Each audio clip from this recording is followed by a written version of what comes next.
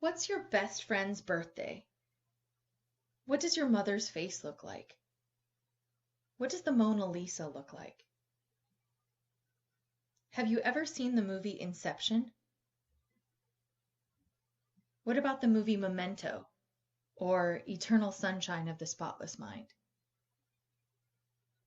What's the 10th letter in the alphabet? What are the lyrics to your favorite song? What was your childhood like? What was last week like? When's your next exam in Psychology 101? Who are you? Where have you been? These questions are foundational questions of memory. Memory is the retention of information or experience over time, and it is so inherently human. Chapter 6 talks about learning, and chapter 7 talks about memory. And you guys, the two chapters, they go together. Your memory allows you to learn and adapt and change to experiences, right? Chapter 6 and chapter 7 talk so much about the heart of why we care about human behavior and mental processes. And I hope that you really like this chapter. So let's get started. Okay, what does this chapter encompass? We're going to start out with just a broad definition of memory so that we're on the same page. We're then going to talk about the phases of memory, encoding, storage, and retrieval, as well as the types of memory that are sensory memory, short-term memory, and long-term memory. After talking about long-term memory, we're going to talk about what happens when sometimes we forget information from long-term memory, and what are the types of forgetting and why they happen. And the application piece to this chapter has to do with study tips. We're going to try to take the information from this chapter and apply it to your life, which is studying for tests, doing assignments, and remembering new things. So hopefully by the end of this video, we'll know a little bit more about what makes you retain information and experience over time, and how you can better and more effectively memorize things. All right, let's get started with encoding and also memory. So memory is the retention of information or experience over time. This means retention means you hold on to the facts, details, and specifics of your life, as well as the culture and interpersonal and social and emotional experiences of your life over the length of time. Memory gives you a past, present, and projected future. And there are 3 phases of memory: encoding, storage, and retrieval. These 3 phases are parts of memory, and we're going to start by discussing the very first part, encoding. Okay, so the first step in memory is encoding, and it is a process by which information gets into your memory stores. And the best way that I have to describe this, you guys, is if you think about chapter 4. Remember chapter 4 where we talked about the difference between sensation and perception? We talked about sensation about being just the initial place where the physical energy of the world, whether it's light or touch or air pressure, just interfaces with our sensory receptors. It's not processed yet, it's just coming into the system. That's sensation. It's that initial bringing in of the outside world to your body. Perception, we know, is the integration and processing of that sensory input where your brain makes sense of it, right? So that is perception. Well, encoding is very much like sensation. It's just the outside world just kind of knocking at the door, just kind of the initial first step of memory. There's automatic encoding and effortful encoding. So automatic encoding might be something that you don't really have to think about. You're just aware of it. I don't need to look at the lamp in my office right now to know that the light is on. I'm just fully aware that the room is light. I know that there's light in the room. I don't have to look directly at it to know, oh my gosh, the light's on. But effortful encoding means that sometimes the world has lots of stuff going on. Sights, sounds, smells, feels. And sometimes you really need to focus in on one element to be able to really pay attention to it. And this is an important segue to a discussion of how important attention is for encoding. There's lots of stuff in the world that you're kind of receiving. It's kind of coming in your way. But we know that you remember things better when you pay attention to them. So what is the role of attention in encoding? Well, spoiler alert, attention is super important for encoding. You're going to remember things better that you pay attention to. So let's talk a little bit about types of attention. In chapter 4, we had the discussion of a concept called selective attention. And I was telling you about this video. In this video, you were asked to watch people passing a ball back and forth. And you needed to count the number of times that the ball was passed back and forth. Since people were so selective in their attention, they're just focusing on the ball. They're just counting the number of times that the ball is passed. Halfway through the video, a guy in a gorilla suit walks by and waves at the camera and then walks off screen. And for most participants, they never even noticed the gorilla that walked by because they were selective in their attention for the task that they were looking at, which is how many passes of the ball took place. Selective attention is when you narrow your focus to one thing and you exclude others. And it's what you do when you try to narrow down into like really learning a topic. It's what you do when you shut off your phone or you put headphones in to listen to this lecture, right? You're focusing in just on what I'm talking about, one concept at a time. Selective attention. Divided attention. So divided attention is essentially multitasking. And you're doing more than one task at a time. So if right now you're listening to this lecture and also typing an email and in a group text, you're trying to do multiple tasks. The literature, unfortunately, is going to say that you're not as good a multitasker as probably you think. And people that have divided attention have lower encoding of what's going on because they're doing less focus on any one thing. So from the psychology literature, you will be more successful in your life if you take tasks, largely one task at a time. If you're going to go to coffee with a friend, go to coffee with a friend. If you're studying for another class, just get those index cards out, get your textbook out, focus just on that. Don't worry about the other classes at that time. Just do one thing at a time. You will do much better in a memory sense if you select your focus towards one thing. And also we have sustained attention. So on top of focusing, you also need to keep your attention. And we all know how this goes. Like, you've got a long lecture. This video is going to be pretty long. Fortunately, you can pause it and go get a snack and then come back to it later, right? But sustaining attention means that your system has to stay sort of aware and have vigilance of what's going on. So you are looking and processing and focusing. It takes effort to do that. It takes effort to keep attention on a higher level. What's the example here? Well, you know as well as I know that a 3-hour lecture is really hard. It really requires a lot of attention and sustained attention. Because about 20 minutes in, your brain gets kind of tired. And you've heard my voice and you're starting to just grow accustomed to my voice. And it's almost like you stop hearing it at some point, right? So a lot of times what we do, there's a reason that those TED Talks are about 18 minutes long, no longer. You're able to focus for a good chunk of time, but when it gets much longer, it takes a lot of effort. So how do you want to encode successfully? You want to pay attention. You want to select your attention and focus, and you want to keep your attention and focus.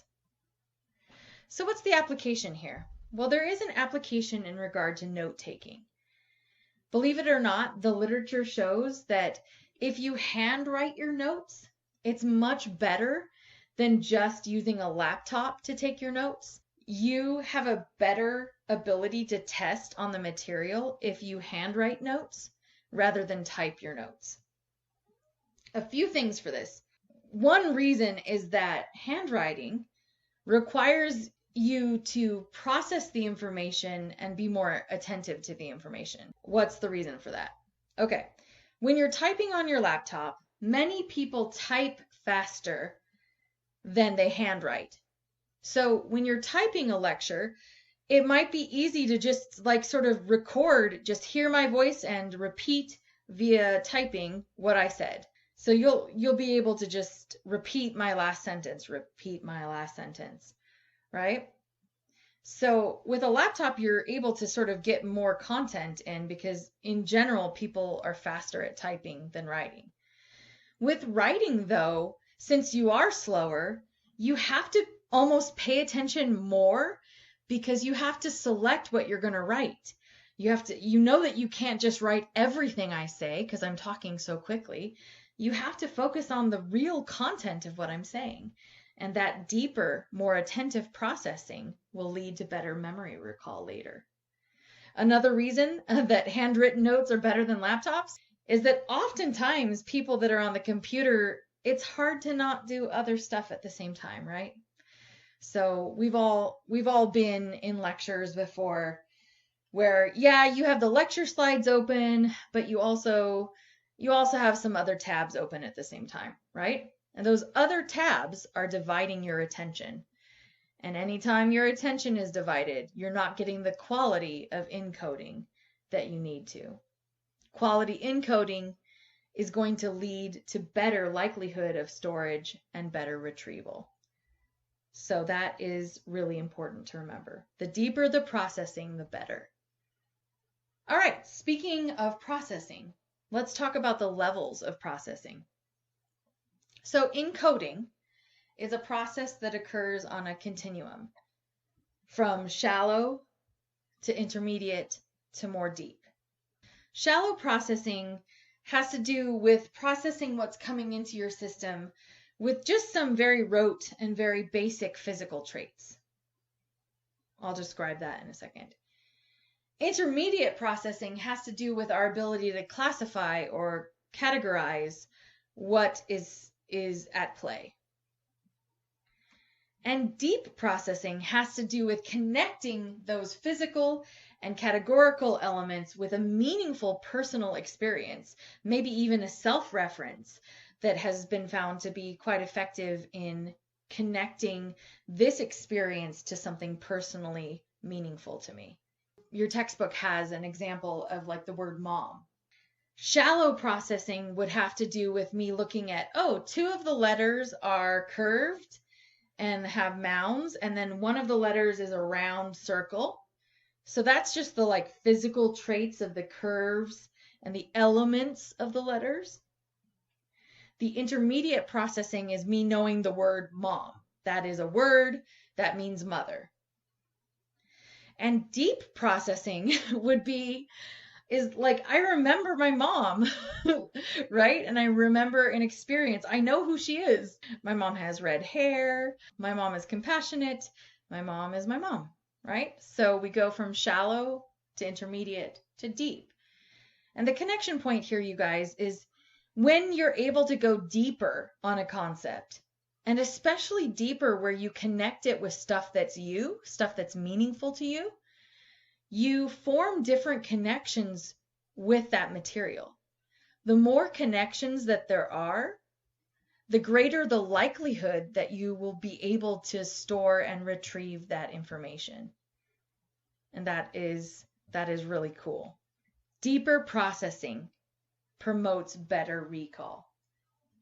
And it's been found, you guys, that in particular, self-referencing is quite effective. If you take something that you're learning and you're able to reference it to yourself or connect it with a personal experience, it's connecting with a lot of things that are already existing in your memory system. And that greater elaboration and that greater connection to who you are can mean better recall when you're trying to bring that concept up. It's one of the reasons that I ask you in homework to define, describe, give an example, and give a connection to theory or research. The more connections you make, the deeper processing. The deeper processing, the better recall. So let's talk more about elaboration. Elaboration enhances memory. Okay, so let's imagine that I'm trying to remember something on the study guide. I'm a good student and I printed out exam two's study guide and I want to get started on a Quizlet or some index card. I want to connect with a friend. I want to start studying. I want to make sure I remember and I'm getting ready for exam two. If I only know that concept just with like one connection point, I just can memorize the definition, then only really the full memory of that packet of that memorized sentence can lead to me understanding the target. Only one cue leads to this target. So if I only know a concept by memorizing it, just memorizing the definition, then if I get a question that's asking me something other than the definition, I can't quite remember what the concept means. If you don't happen to find this cue or you don't happen to have the perfect definition in front of you, you can't find the concept in your brain because it only exists in one form. But what if there were many cues, all leading you to the same target, which is that concept that you understand? Oh, this is cool. I've elaborated on this. Okay, so what if I take the cue, the original one, and that's just my memorization of the concept. That's just the sentence of the definition. But I've also described it. That's another cue. I've also given an example of it. That's another cue.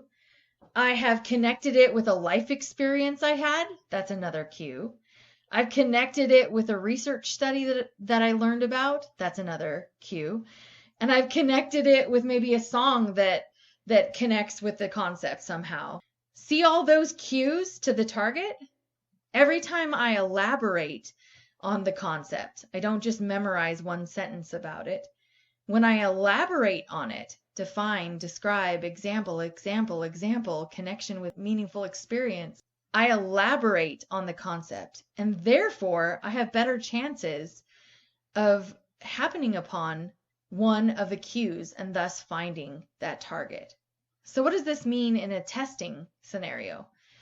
Well, in a testing scenario, if I've elaborated on a concept, when I see a multiple choice question and it's maybe asking things a little bit differently than I had memorized, I can pull upon different facets of how I understand the concept.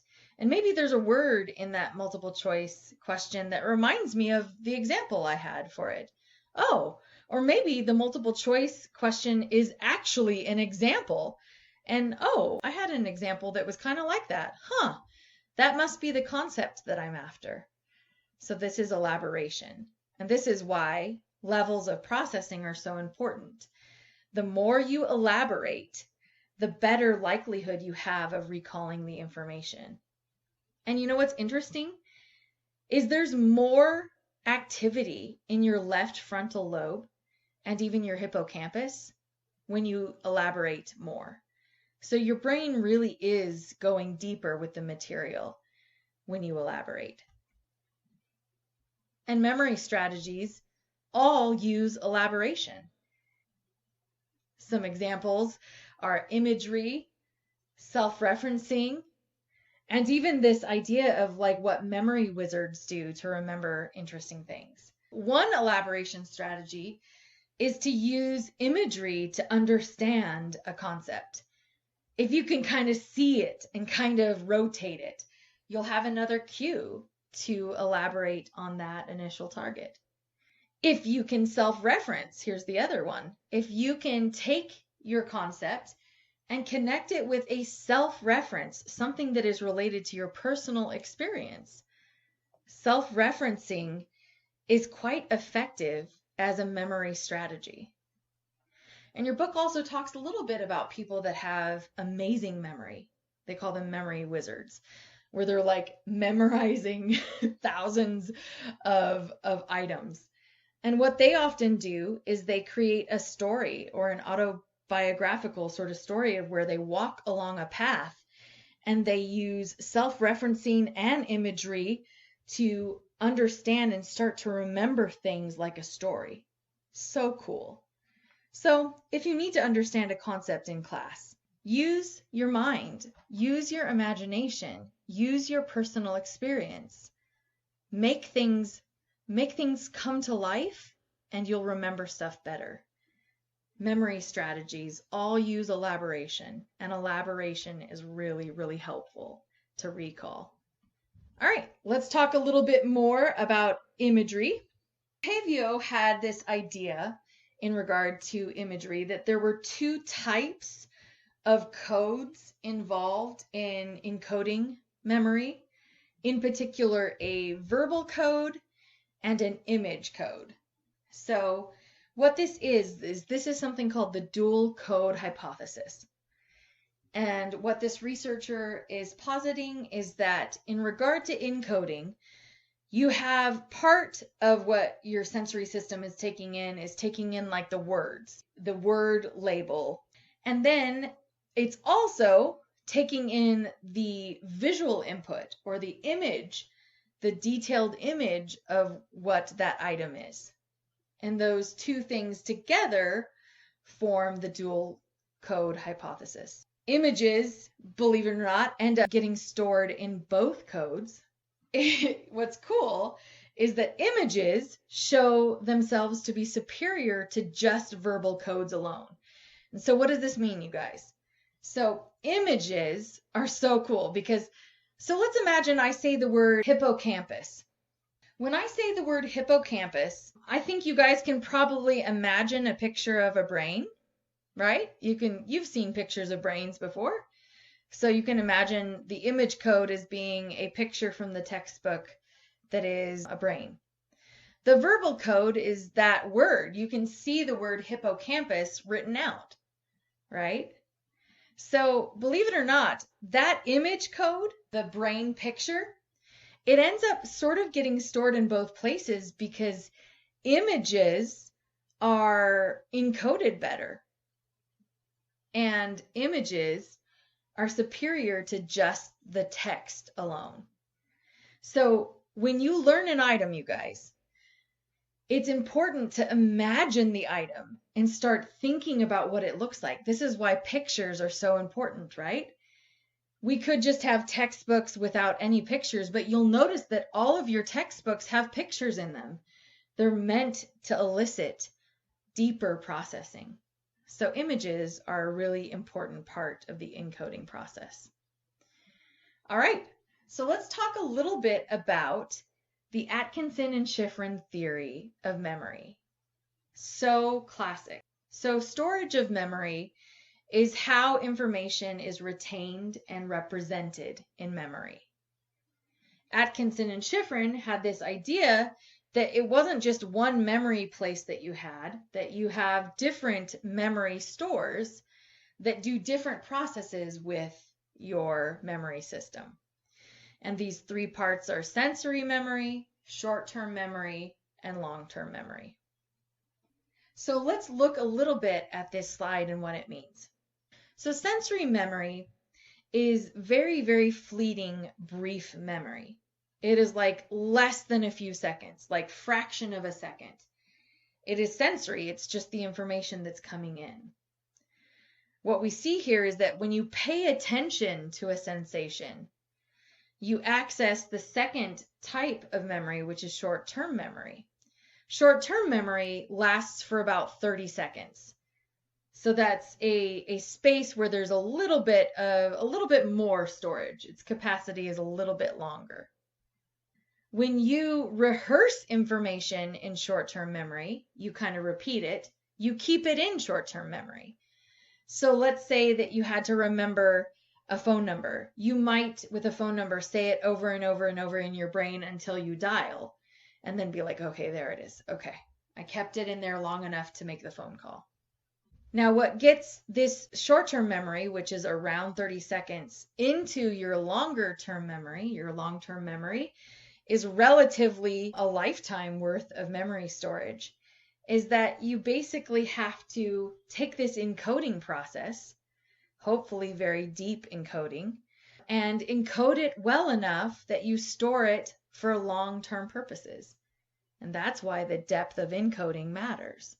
And when you need to get a memory out of short-term memory, you have to retrieve it and have to send it back to your more present memory of what's happening right now, short-term memory. This is the Atkinson-Shiffrin theory of memory. So let's talk about sensory memory. Sensory memory is very detailed, but very brief. And it's detailed in very original and sensory form. This means that it is in this pure sensory sort of package. It's being brought in this very detailed way. But it's very, very brief. We're talking fractions of seconds, less than a few seconds. And there are two types of sensory memory, echoic and iconic. So echoic memory has to do with auditory memory. This is the sound of things going on around you. So my voice goes up and down. And that little auditory trill, the doot, doo-doo, that's an echoic memory. That's an auditory memory.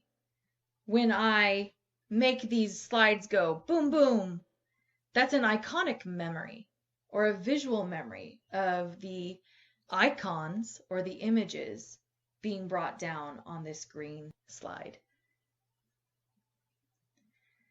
So attention allows us to take that sensory memory, which is less than a few seconds, very fleeting, and get it into, hopefully, short-term memory.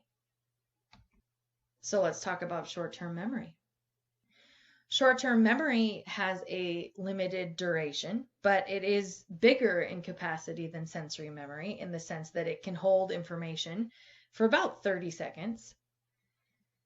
It has a limited capacity, though, in the sense that it can only really have 7 plus or minus 2 items inside of it at the same time. So that idea of a phone number that you had to memorize. So 7 plus or minus 2 means that there's a capacity between 5 items to 9 items that the short-term memory can hold. One example of short-term memory is the activity that we did last week with the digit span task.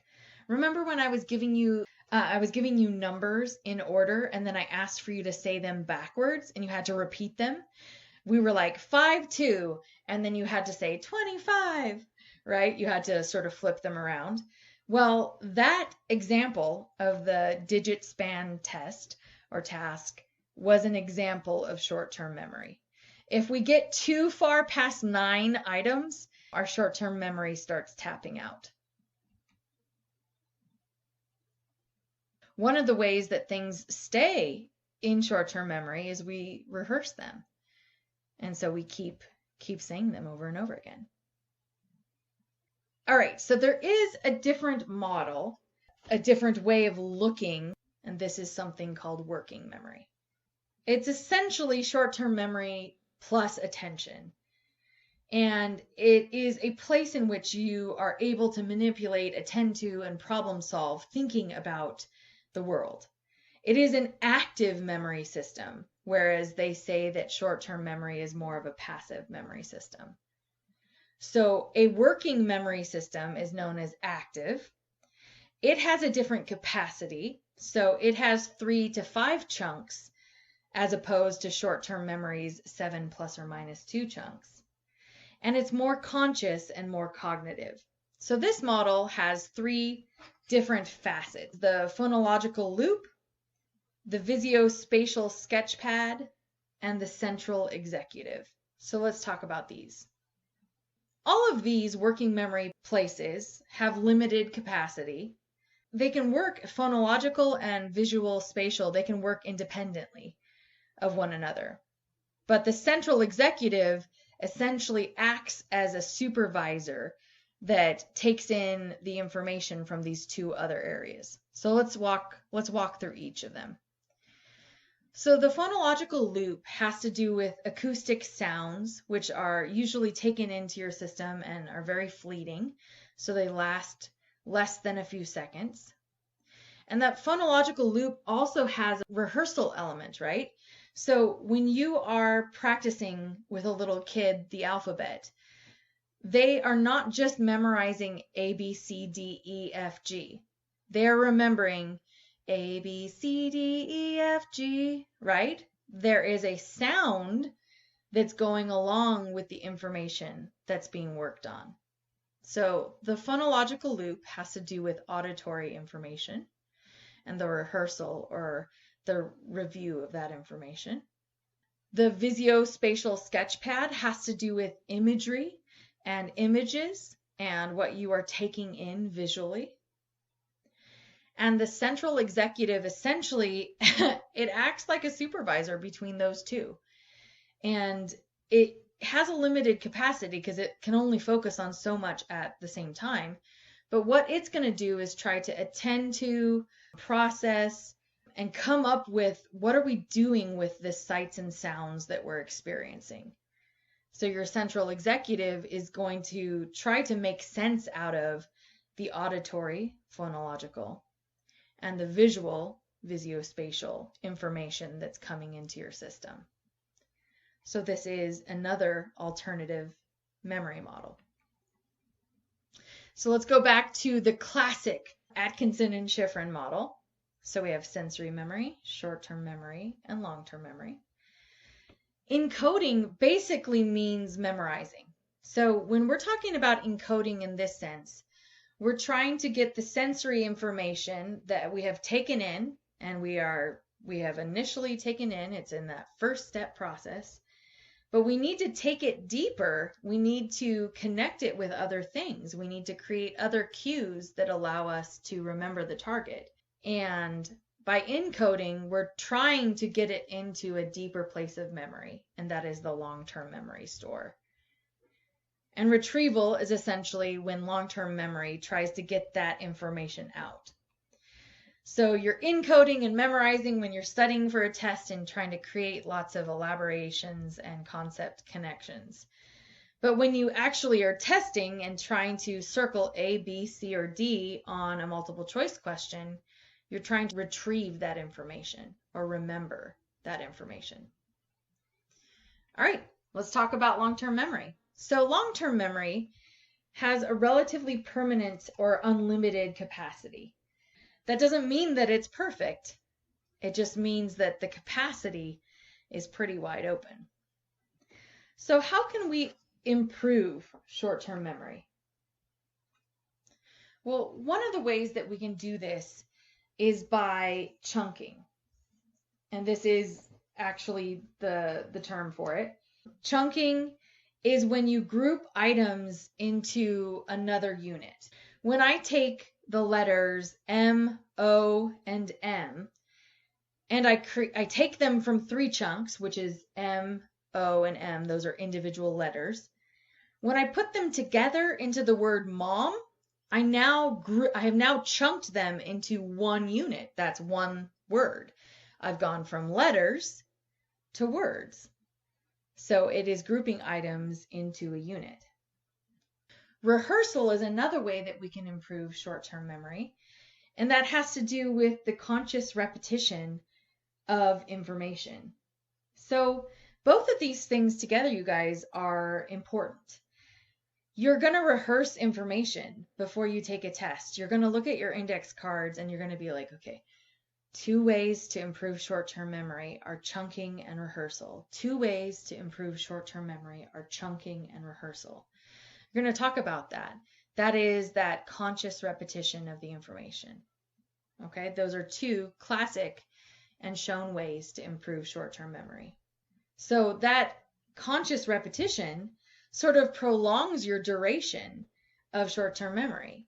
As long as you're repeating it, it's staying in there. Now, short-term memory has up to 30 seconds of a capacity. But if you're keeping those items in there and you're repeating it, if I just keep doing that, I'm expanding the life of that short-term memory. We know that memory, there's more to it than just that, but those are 2 ways. So what about long-term memory? Let's talk about long-term memory a little bit more. Long-term memory, as I said, is virtually unlimited. And there are two different types broadly of long-term memory. Explicit long-term memory, we call that declarative memory. And implicit long-term memory, we call that non-declarative memory. So in regards to explicit long-term memory, we're dealing with memory for facts. The who, what, when, what. We're dealing with facts on things. There are two types of this factual or declarative memory: episodic memory and semantic memory. Episodic memory is exactly like an episode of a TV show that you like. It is the beginning, middle, and end. It's who did what, when, and where. It is episodic. It has to do with an episode of what you've experienced, the facts of an episode. Semantic memory has to do with broader knowledge about the world and meanings of things in the world. And some of this has to do with the knowledge that you have about the world and your expertise with the world around you. So semantic means memory for meanings and knowledge places. Implicit long-term memory or non-declarative memory has some different categories as well. There's procedural memory, which is a memory for sort of habits, essentially, or the procedure of how you do something. So for example, you know how to tie your shoes, and sort of tying shoes just kind of goes through a procedure. You don't have to learn this over and over and over. Once you kind of have it, once you're a little kid and you finally get it, you just kind of like can tie your shoes and you don't even think about it. It is implicit. It doesn't require sort of explicit callback. It is something that's already in there. That's an example of procedural memory. Classical conditioning or association memory is also implicit. So when Pavlov's dogs learned that the bell and food are related, they are creating an implicit long-term memory. This is a non-declarative memory or an association memory. And priming. Priming is another example of implicit memory. You might understand a concept, but only really be able to remember it if I prime you or kind of give you a heads up. I sort of set it up for you a little bit. So you can finish the definition of this term if I kind of start it for you. Me sort of starting it for you is priming. You can't do it by yourself, just totally alone, but once there's other elements, you're more aware of being able to access it. It's in there, it just needs primed a little bit. In one study, they had participants come into a lab and they had them read a list of neutral words, not connected to any theme or topic. And in another group, they gave that group words like cane, Walker, Medicare, gave them words that essentially are priming old. Okay? Now, I haven't used the word old, the exact word old, given a lot of words that prime the theme of old or older, right? What's really, really interesting here is a lot of people are going to remember when we ask them to recall the list, they're going to remember old as being on the list, despite it not being there. And believe it or not, when the group of people that got the neutral words have to walk across campus to another location, and they're compared to the group of people that got the primed list, the people that got the primed list walk across campus slower, significantly slower than the group that got the neutral list. So not only did that list prime them to think about the word old as being on the list, they actually walked slower. Interesting, huh? All right, so let's talk a little bit more about declarative memory. So declarative memory is conscious recollection of specific facts and events that can be verbally communicated. There's a really cool study in your textbook about the recall of college Spanish. So you'll see that most people had a drop off of being able to retain vocabulary from the class. People that took the class, most of them had a pretty dramatic drop off in retention in the first 3 years. But after those 3 years, there is just kind of a holding pattern of the information that's learned. Really interesting. So initial learning is important. And in this study, people that got higher scores on the college Spanish, like the people that got A's, they had a better memory of the vocabulary years later than the people that got C's in the same class. All right, so let's talk about those subtypes of explicit memory. We have episodic and semantic. So episodic memory has to do with memory for the episodes of our life, events, episodes. And it's organized over time, beginning, middle, and end. And it has to usually do with what a person remembers. So people will remember, oh, I remember first this person said this, and then after that, another person said this. Semantic memory, as I mentioned, has to do more with knowledge about the world. So this is concepts and ideas. You might know about mitosis from high school biology, and just like it's in there now. Like the mitochondria is the powerhouse of the cell. Like you just know these things that are just like they're there and they're like forever there, right?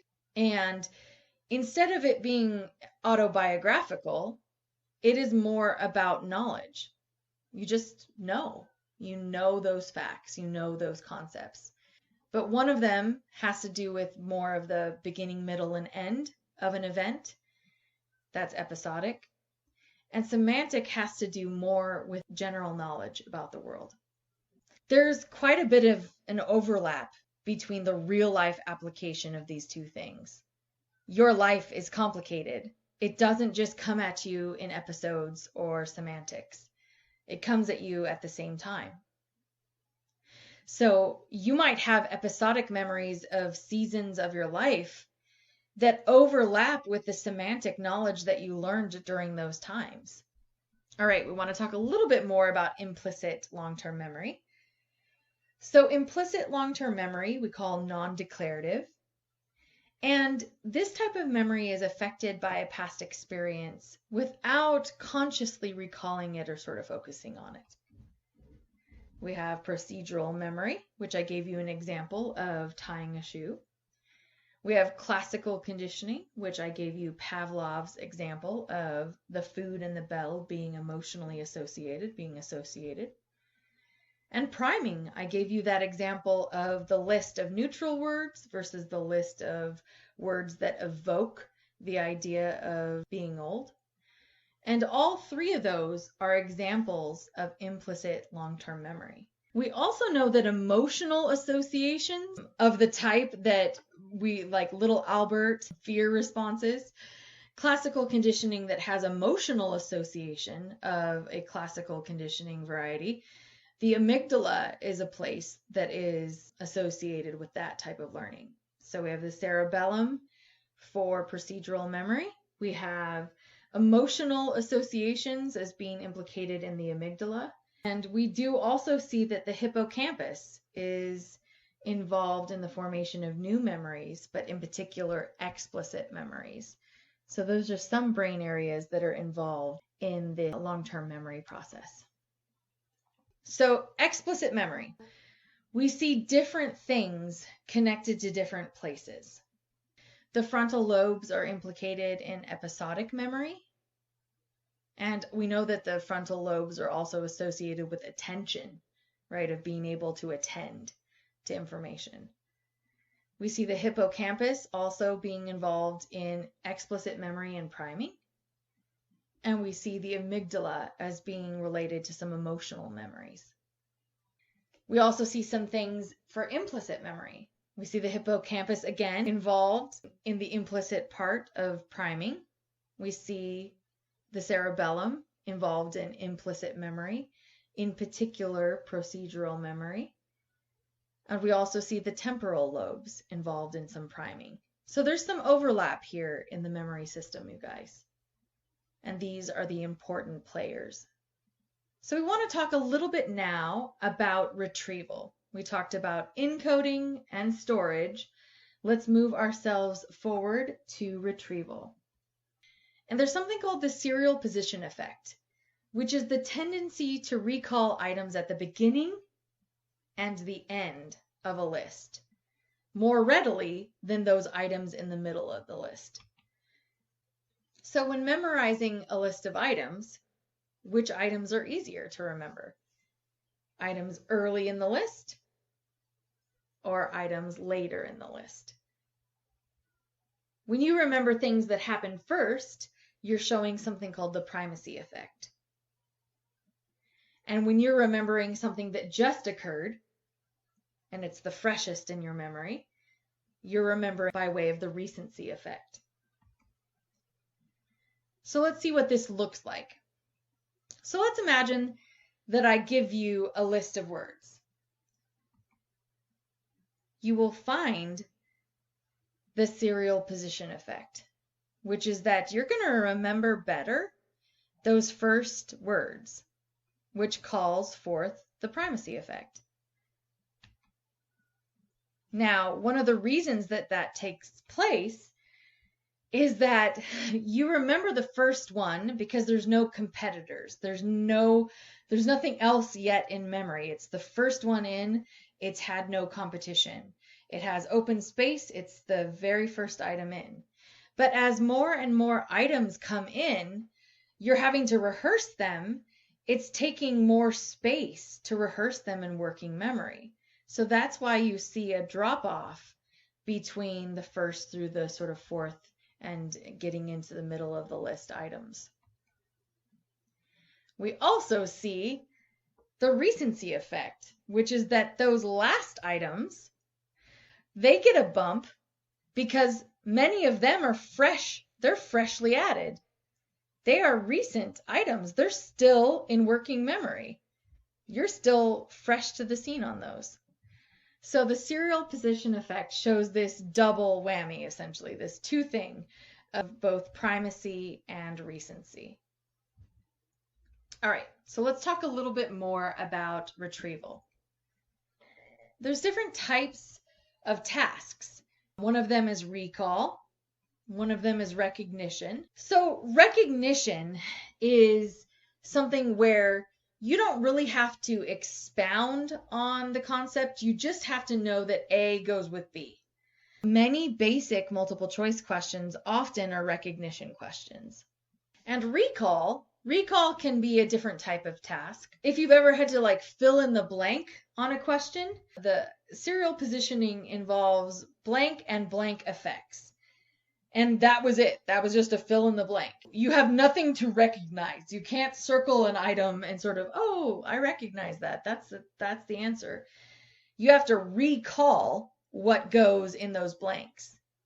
Recall and recognition. You're going to need more elaboration to be able to recall things, whereas recognition, you just need some access to the information. So what we see here is encoding specificity. Information that's present at an encoding time can be effective as a retrieval cue. This is why it's so important for you to study and take in information correctly when you start. When you take that information in, you're getting quality encoding. The information that's present during encoding can act as a retrieval cue. So I'll give you an example. Let's say you like to study in a loud environment. You study at a Starbucks and the coffee machines are going, people are laughing, the music is playing, you're multitasking, you're talking with a friend, and you're studying Psych 1 stuff. If you also test in a Starbucks in that loud environment, you've encoded, and maybe the Starbucks will be an effective retrieval cue to help you remember the information. But if you encoded in the Starbucks, but then tested in a very quiet environment, there's no retrieval cues for you. because you learned the information in a loud place.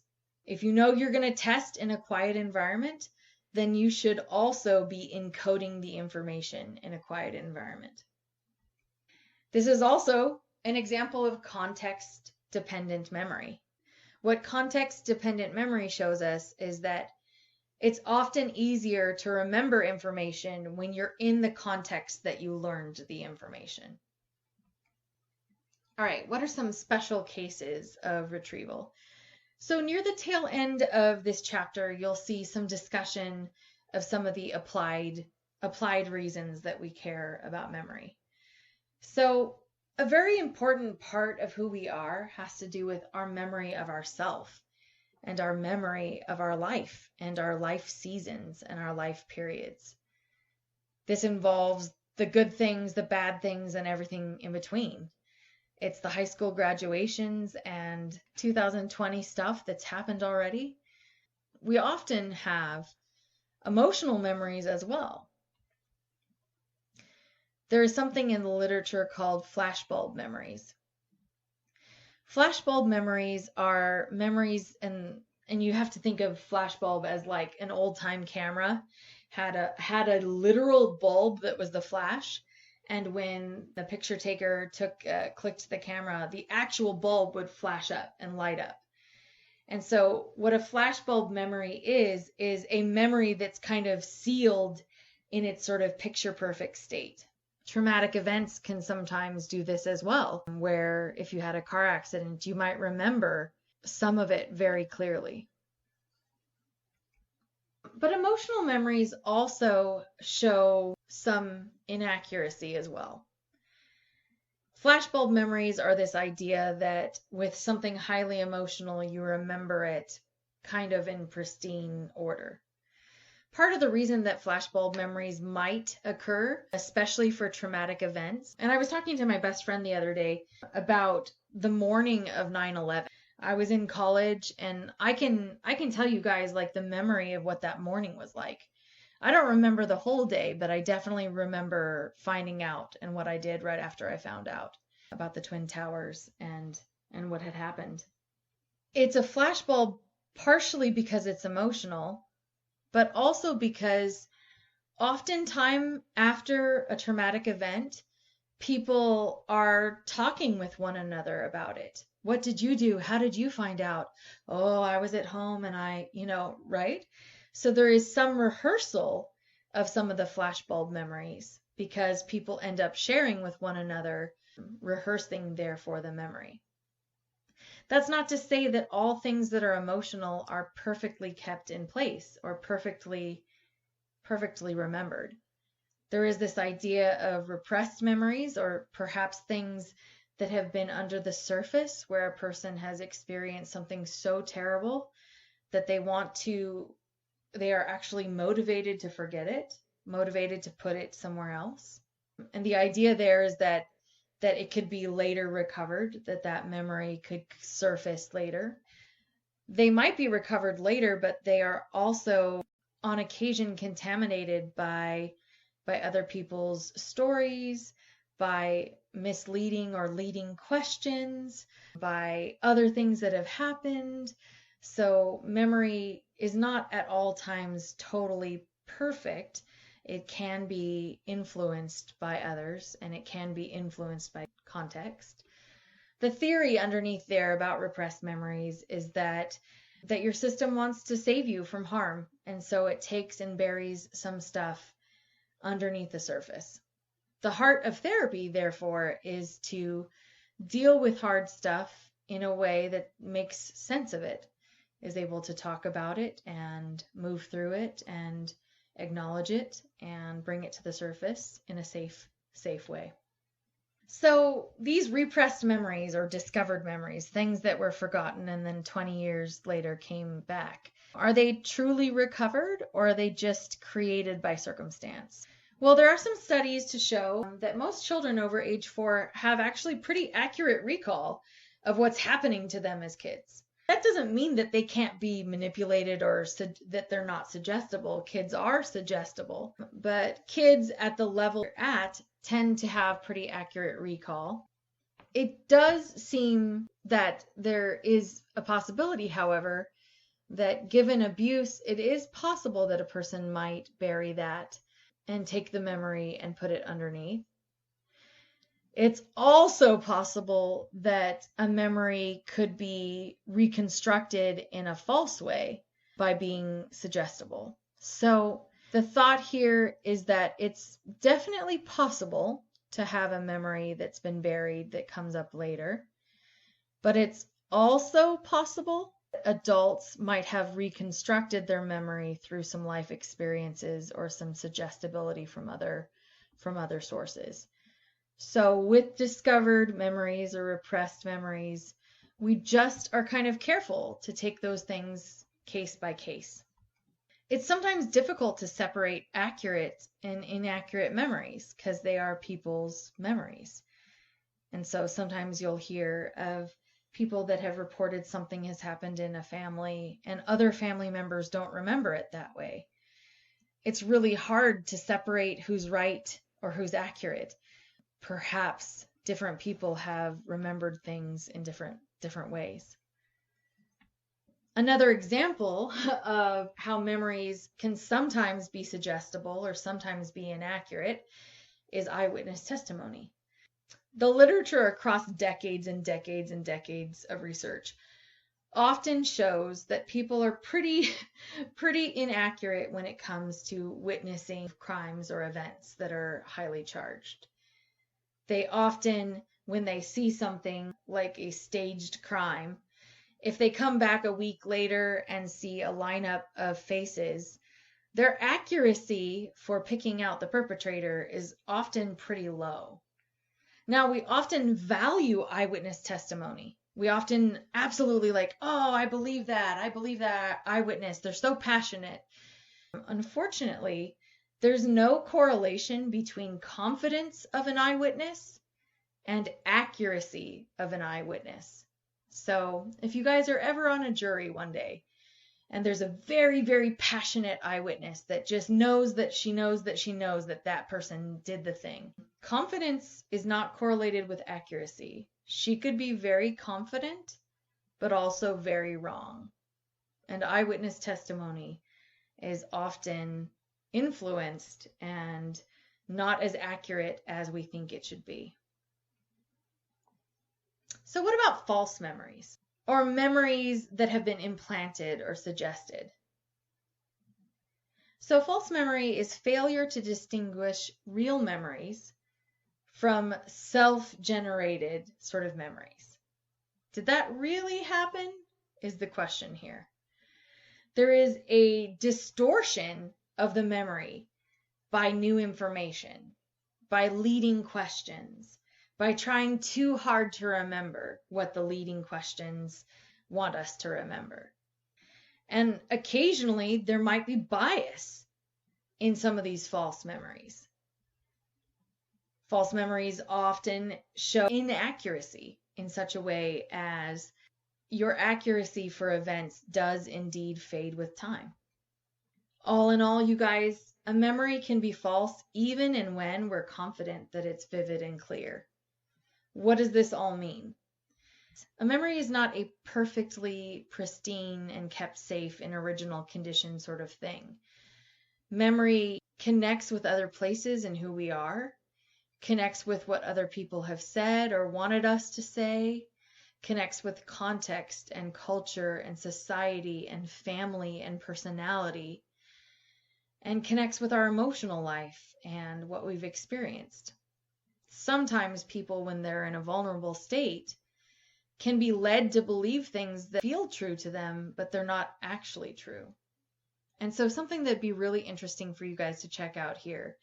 There is a researcher by the name of Elizabeth Loftus, and she does a lot of research on false memories and the implantation of false memories, including eyewitness testimony. And you would be doing yourself a great favor to look into some of her research. So we want to talk about forgetting. What happens when we're not able to retrieve information? So Ebbinghaus tried to memorize a list of sort of nonsense syllables.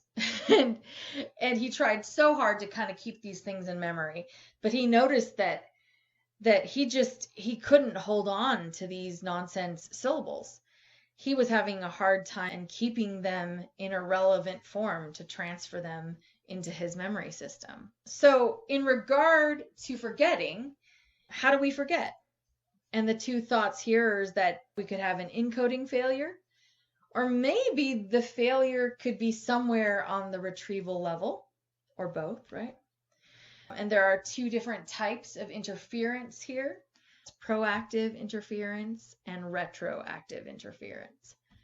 And let's talk about the difference between the two of them. Okay, so let's imagine a case here where you have a test coming up, okay? And you have multiple classes, you're taking psychology and sociology, and you have a test. Let's just imagine that, okay? So what proactive interference is, it's interfering with the material learned before the target material is. So in proactive interference, the earlier material interferes with the later material. So let's imagine that I took psychology last semester and I'm taking sociology this semester, and I'm testing this week on sociology. If there's interference on my current sociology test because of the old information that I learned, the earlier material has interfered with the later material. This is proactive interference. All right, so let's talk about retroactive.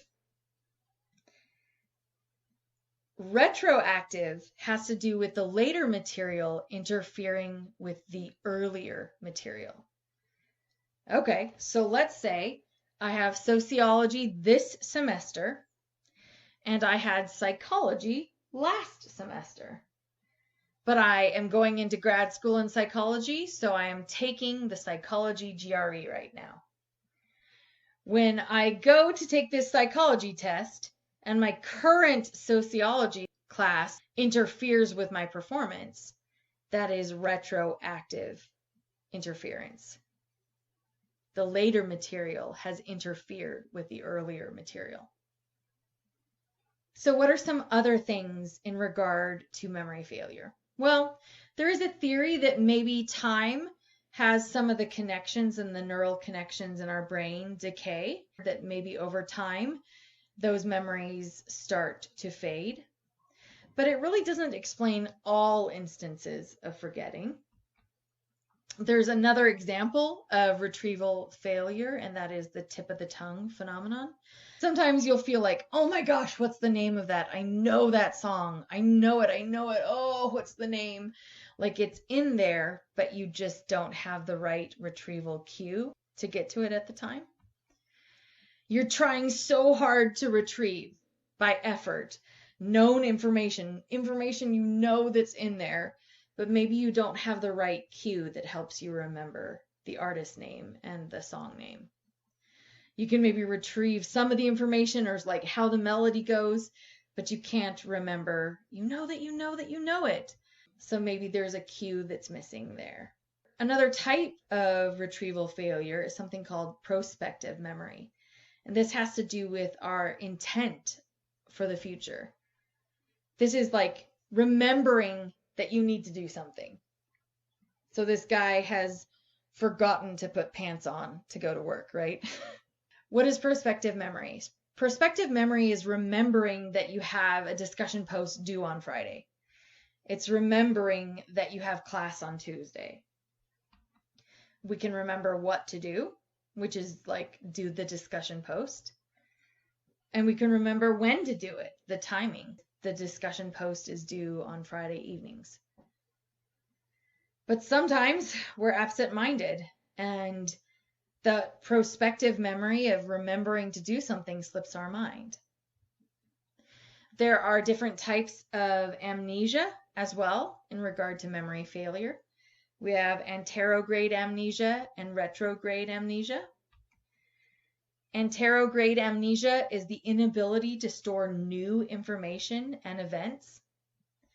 If you've seen the movie Memento, you know that the main character has like a classic case of anterograde memory loss or amnesia.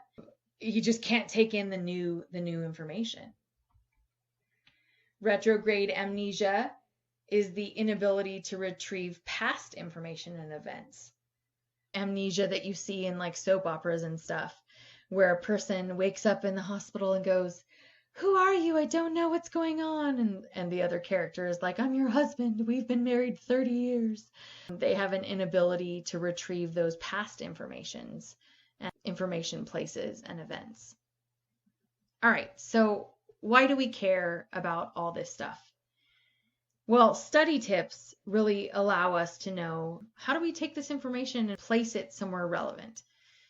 Well, number one, give your undivided attention to the tasks that you're doing. You'll get quality encoding there. Elaborate on the material, process it deeply. Define, describe, give example, give example, give example, connect to the research study. Process it deeply. Connect it with stuff that you remember. Connect it with stuff that's related to yourself. Make associations between the concept and yourself, a concept and things that you already remember and already understand. Use imagery and vivid imagery. Imagine the hippocampus as being a hippo on campus, like a hippo with a Chapman sweatshirt, carrying a bag, and the bag is labeled memories because he's holding on to it really tight. New memories. Use chunking. So take smaller aspects of what you're learning and chunk them into more conceptually difficult concepts. So don't just remember every letter in your textbook one by one by one, because then you'd only remember 7 plus or minus 2 letters. Remember the chapters. Encode early and often. This means pay attention to stuff in a quality way and do it regularly. And also rehearse. You want to rehearse and redo your notes. You want to talk them through again. You want to talk to others about your notes. You want to connect and hear the concepts and the examples being rehearsed between you and another person. Test yourself. See which ones you recall. See which ones you recognize. See which ones you're struggling with remembering. Ask yourself questions about the concepts. Ask yourself, what's another example I can use to make this connection point? And also, if you're going to be able to rehearse well, you've got to have a balance to the other aspects that you have. So you rest, you make sure you get good sleep, and you eat well because you make sure that your other systems are ready to remember, ready to do well. All right, guys. Well, that is the memory chapter. Thank you so much. I hope that you've enjoyed this. So much to cover. This is chapter 7. You do have a discussion post for this week, which is on chapter 7, due this Friday, by Friday evening, 11:59 p.m. So I hope that you guys have a great week. Don't forget your discussion post is due Friday. I will talk to you later. Good luck. Bye-bye.